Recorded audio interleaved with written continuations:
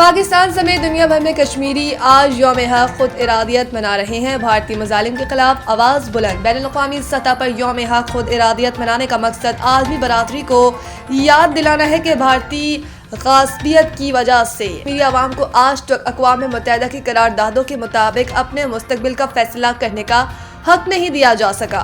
یوم حق خود ارادیت کے موقع پر ملک بھر کے علاوہ کئی ممالک میں مختلف تقریبات، ریلیوں اور احتجاجی سرگرمیوں کا انعقاد کیا گیا۔